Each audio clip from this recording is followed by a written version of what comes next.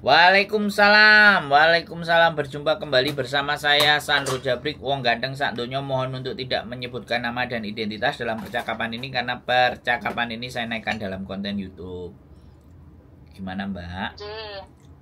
Mas Sandro, kemarin saya itu menyimak ada Mbak E curhat terus menyinggung soal proses Jepang gitu ya. Siap. Tapi informasinya di situ belum valid. Ini saya mau menanyakan sama Mas Sandro, keponakan saya ini mau masuk LPK kayak gitu toh. Siap. Nah, terus sudah membayar 1.400.000 untuk kursus bahasa. Siap. Tapi untuk selanjutnya itu kok dimintai sertifikat, Mas, atau dana talang. Saya kan kasihannya kayak gini, wes golek duit susah, ngorek gadek sertifikat, ya kan, nanti malah jadi beban pikirannya wong tuane. Nah ini saya mau tanya sama Mas Sandro, step-stepnya seperti apa, atau nanti untuk keselanjutannya, atau biar sepupu saya telepon langsung sama Mas Sandro. Nanti biar ikut Mas Sandro sekalian proses saya selanjutnya setelah ini kursus bahasa. Tolong Mas Sandro. Luar biasa sampean nyari informasi buat sepupunya biar nggak keblondrok. Tangga aku sudah selalu menyimak loh Mas Sandro, podcastnya jenengan, arahan demi arahan seperti apa, soalnya golek duit ning Indo iku rokok Mas, lek sampai keblocok-blocok duite iku aku melas. Kerja di pabrik nggih di Jawa Timur itu pulang pergi dari Grobogan ke Sidoarjo itu 1 minggu sekali pulang, melas aku tak pacu terus mumpung jek nom ke Jepang atau ke Korea, kan nggak minat ke Hong Kong, nggak minat kerja PRT, nggak minat. Ke Jepang, ya wes nanti tak carikan informasi yang akurat. Iki wes kadung bayar LPK untuk kursus bahasa, ya wes mandek di situ dulu. Nanti untuk informasi selanjutnya tak tanyakan ke Mas Sandro, saya bilang gitu yang valid.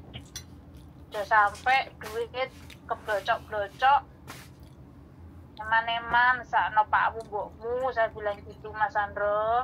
Pokoknya saya minta tolong arahan Mas Sandro. Semoga ini juga bermanfaat buat yang lain untuk mendapatkan informasi yang valid, tidak keblondrok, maksudnya kayak gitu. Siap. Jadi itu yang sistem LPK yang ada di Indonesia terkadang memang seperti itu, Mbak. Jadi biasanya kalau mereka les bahasa kemudian terus mereka tarik, terus kadang dana talangan, aku informasinya masih simpang siur dan belum berapa jelas, sehingga untuk berkomentar itu saya tidak ingin mengomentari LPK. Tapi saya cuma ingin menyampaikan informasi bahwa untuk mendapatkan pekerjaan di Jepang itu tidak harus dengan biaya yang begitu besar. Karena Jepang sudah membuka yang dinamakan visa Tokutei Gino. Nah, syarat untuk visa Tokutei Gino itu hanya ada 2. Yang pertama, dia bisa lolos tes kemahiran dalam bahasa Jepang atau tes keahlian bahasa Jepang yang disebut JLPT, itu lulus dengan skor N4. Ya, itu yang paling bagus. Kalau skor paling rendah itu N5. Saya hanya menjelaskan cerita di situ ya. Saya nggak mau bahas terlalu banyak tentang LPK itu yang begini, nanti kalau nipu aku nggak mau. Karena itu bukan kapasitas saya. Saya hanya menjelaskan bagaimana seharusnya proses ke Jepang itu dengan cara yang jauh lebih murah, tapi efektif. Ya, seperti itu. Terus yang kedua, setelah dia bisa mencapai lolos di N4, tes kedua adalah SSW. SSW itu Special Skill Worker. Nah, di Jepang itu ada 14 bidang SSW. Ya, ada perhotelan, ada pariwisata, ada perkebunan, ada pertanian, ada konstruksi bangunan, terus macam-macam. Intinya 14 bidang pekerjaan. Dan itu sudah dibuka sejak 2019 bulan Mei, visa Tokutei Gino. Nah, siapa yang boleh dan berhak untuk mengikuti program Tokutei Gino, visa Tokutei Gino itu ya orang-orang yang mampu dan bisa menyelesaikan tes kemahiran bahasanya.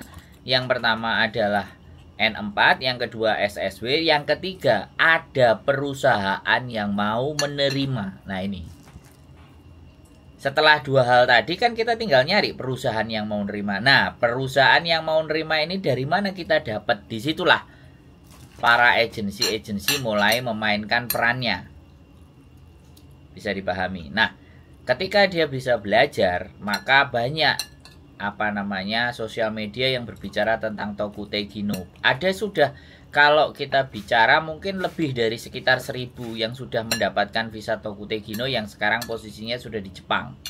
Dan ada beberapa yang sudah memberikan kontennya. Makanya itu yang harus dikejar informasi. Karena era dan zaman saat ini itu sudah sosial media. Nah, itu yang harus dia perbanyak untuk agar supaya, ya kan, dana talangan itu biasanya ya sudah, biasanya kayak gitu, disimpan dan semuanya. Dan nanti dalihnya setelah kita belajar berkali-kali tinggal di kurs saja. Tahu-tahu kita nggak segera berangkat sampai selama 1 tahun. Bahkan ini terjadi oleh istri saya, punya sahabat karib dan anaknya juga di sekolahin. Saya nggak tahu sampai detik ini itu sudah berangkat apa belum. Udah 1 tahun dan itu perempuan. Saya sudah menyarankan ke beliau, daripada kamu ikut LPK, mending ya kan, duitnya ada langsung kursusnya ke Jepang. Tapi dia pingin mengikuti prosesnya alur demi alur lewat SO, ya monggo silahkan. Nah, saya sendiri belum bisa memberikan rekomendasi agent apa yang di Jepang. Kan memang ada namanya TSK. Kalau di sini kan agensi. Sebenarnya sama namanya agensi juga. Nah, itu yang nantinya akan saya sebenarnya kepingin buat di Jepang sana. Tapi harus ada beberapa persyaratan yang memang saya harus tahu, harus benar-benar saya jalanin datang ke sana dan saya melihat potensi pekerjaannya yang sudah tersedia apa, supaya manusianya bisa di set up untuk yang ada di Indonesia. Kan seperti itu tuh Mbak. Jadi iya, kalau tohpun duitnya banyak, itu sudah pasti dia berangkat itu kan enak. Nah, berangkatnya kan belajar, sekalian belajar di sana, sekalian kita coba carikan part time. Karena kalau visa student itu ketika kita sekolah di sana, visanya yang ngurus mereka, kitanya tinggal bayar. Tetapi kalau di Indonesia kan nggak begitu, ya kan, sama-sama harganya 50 juta, 120 juta. Belajar di Indonesia nunggu selang waktu, apa langsung berangkat ke sana dapat visa? Kalau sudah dapat visa kan otomatis bisa part time. Bisa part time, bisa menghasilkan uang. Cuman syaratnya adalah tadi, kemahiran bahasa Jepangnya bisa N4, minimal N5. Jadi untuk naik ke N4-nya kan bisa belajarnya langsung di sana. Itu yang hanya bisa saya sampaikan. Saya tidak mau mengkritisi LPK-nya. Bisa dipahami kan, Bu? Yeah. Nah, jadi ini Mas. Nggih. Pun jenengan sudah. Pangapunten gini, itu di orang awam, maksudnya saya tak ngomong secara orang awam. Bahasane jenengan kadang itu masih agak sulit dipahami para mak-mak. Ngeten, sepengetahuan saya yang jenengan sampaikan, ini saya rangkum. Katakanlah duit bikin paspor, gitu. Siap. Berangkat ke Jepang, ngoten. Siap. Kursus di Jepang. Yes. Dengan visa student. Yes. Nanti sambil kursus di Jepang, sambil part-time. Yes. Nah, itu apakah ada lembaga yang menaungi mereka? Saya jawab boleh? Itu satu. Nah, oke. Lanjut. Nek, itu pertanyaannya satu ya. Lanjut. Terus kedua, untuk menjembatani part-time-nya ini juga apakah ada orang yang menyalurkan secara resmi? Katakanlah tidak seperti di Hong Kong seperti ini yang kerjaannya kalau part-time katakanlah ilegal atau seperti apa, tolong arahannya Mas Andro.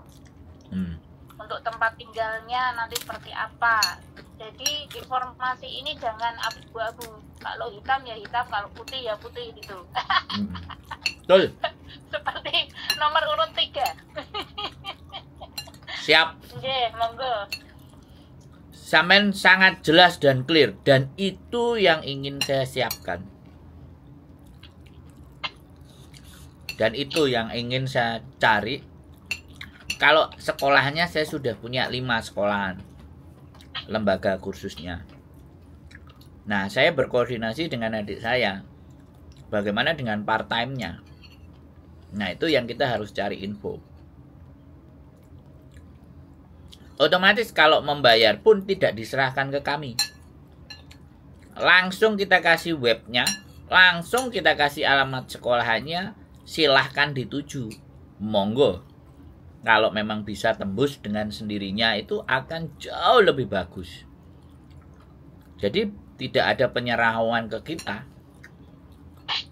Langsung ke lembaganya. Nah, lembaga-lembaga tersebut itu biasanya juga mengadakan expo. Nyari siswa juga sebenarnya dari Indonesia. Biasanya exponya ada di Surabaya. Jadi expo pendidikan yang kayak gitu, Mbak. Sebenarnya itu sudah ada. Cuman kadang-kadang kalau kita mencari informasi itu kayak mencari jarum di tumpukan jerami. Harus telaten, harus lama. Tidak ada info. Nah, jadi itu persoalannya. Adik saya aja untuk mendapatkan beasiswa dan semuanya free ke Jepang, itu butuh waktu 2 tahun untuk mengirim proposal hasil pendidikannya dia ke profesor-profesor di Jepang. 102 profesor. Ya kan? Sebenarnya Mas Andro, jenengan ini sebenarnya patut untuk mengibarkan sayap ke sana. Karena apa?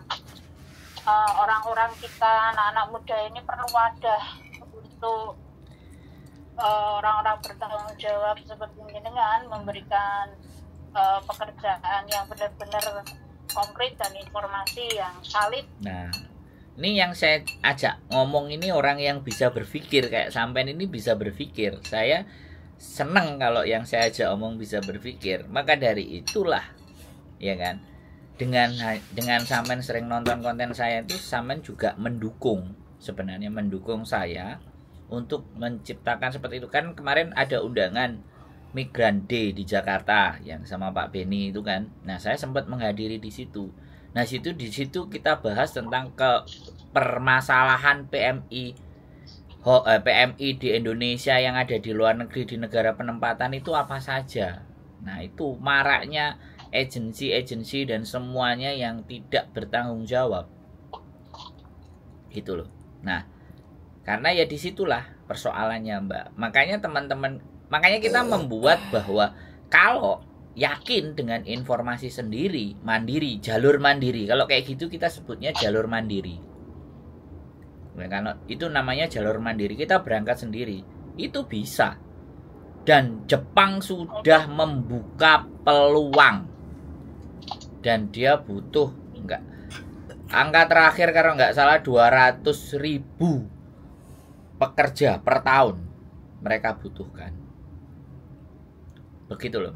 Makanya ini misalnya berangkat sendiri, kira-kira menurut kacamata Mas Andro harus berapa rupiah yang harus disiapkan dan untuk menuju ke sana dengan apa sudah ada lembaga yang nampani nampani iki bocahku tulung kasarannya kayak gitu. Yes.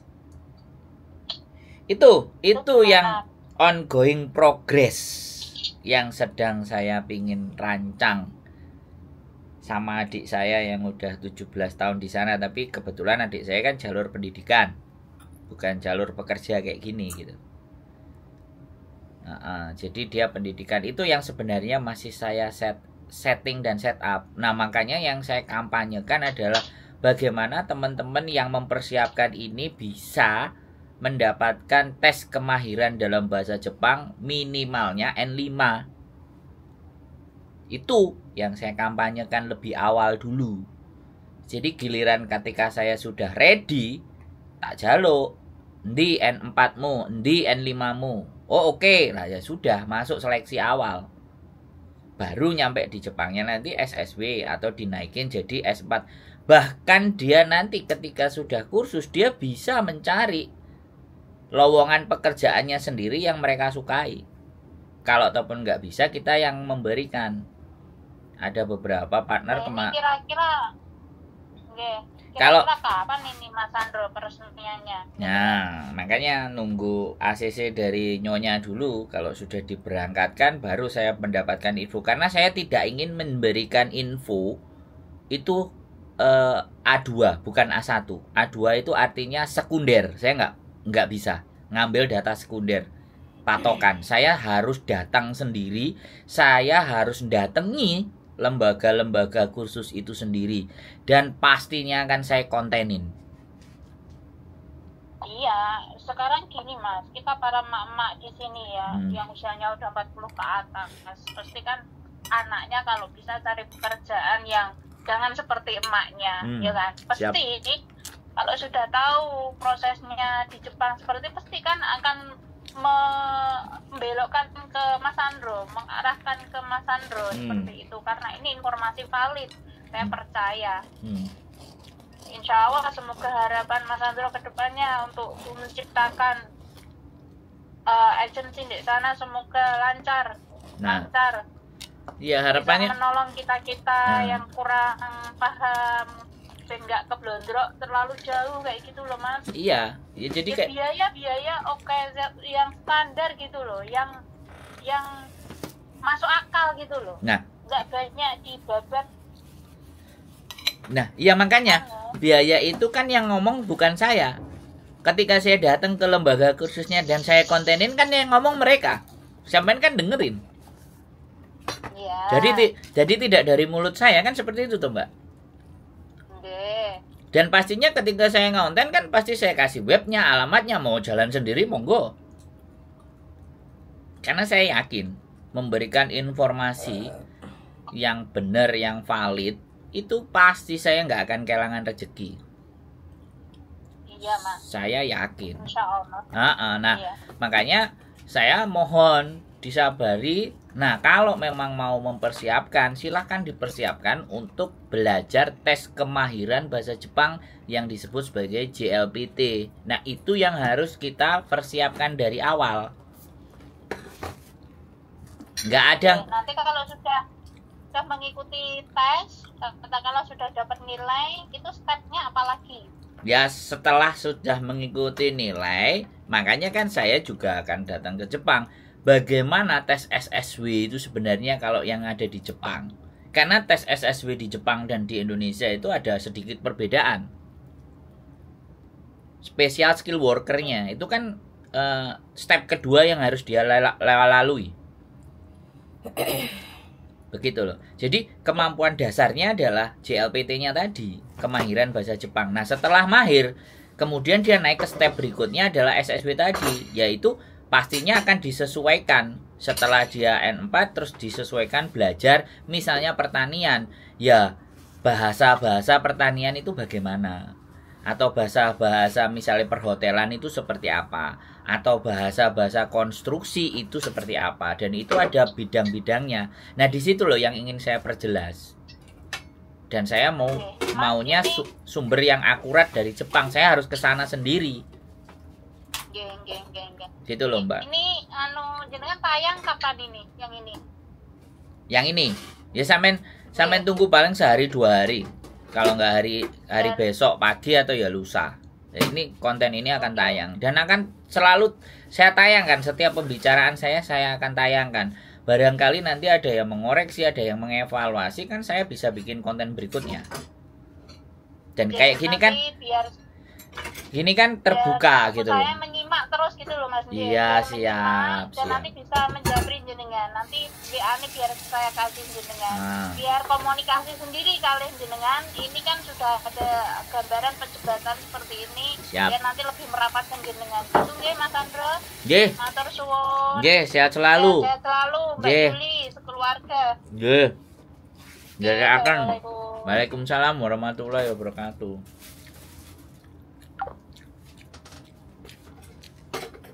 Ini yang saya bilang bahwa penonton saya itu pinter-pinter.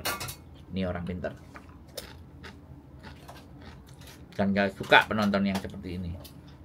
Detail, nanyain, teliti, bagaimana dan seperti apa. Saya akan siapkan jawabannya nanti. Dan pasti akan saya tayangkan di konten saya. Keep stay tune my YouTube channel and see you next video. Bye-bye.